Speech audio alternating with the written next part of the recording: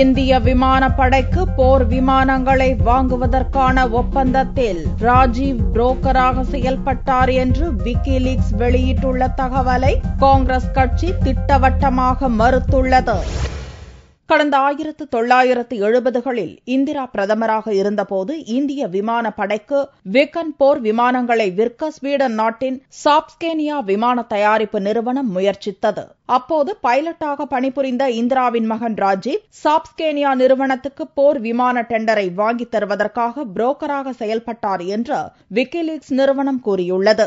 இந்த விவகாரம் மிகவும் முக்கியமானது என்று கருத்து தெரிவித்துள்ள பாரதிய ஜனதா செய்தி தொடர்பாளர் பிரகாஷ் ஜாவத்கர் தங்கள் தரப்பில் எந்த தவறுமில்லை என்பதை காங்கிரஸ் நிரூபிக்க வேண்டும் என வலியுறுத்தியுள்ளார். ஆனால் குற்றச்சாட்டை அடியோடு நிராகரித்துள்ள காங்கிரஸ் விக்கிலீக்ஸின் நம்பகத்தன்மை குறித்தும் கேள்வி எழுப்பியுள்ளது. आज तक कोई पुष्टि उसकी हो नहीं पाई. आज जो अखबार में छपा है मैं नहीं समझता कि उसका आधार क्या है. ராஜீவ் பிரதமராக பதவி வகித்த காலத்தில் இன்னொரு ஸ்வீடன் நிறுவனமான போபர்ஸுடன் இந்தியா செய்து கொண்ட ஆயுத பேரத்தில் ஊழல் நடந்ததாக குற்றச்சாட்டு எழுந்தது. அதன் காரணமாக 1989 லோக்சபா தேர்தலில் காங்கிரஸ் படுதோல்வியை சந்தித்தது குறிப்பிடத்தக்கது.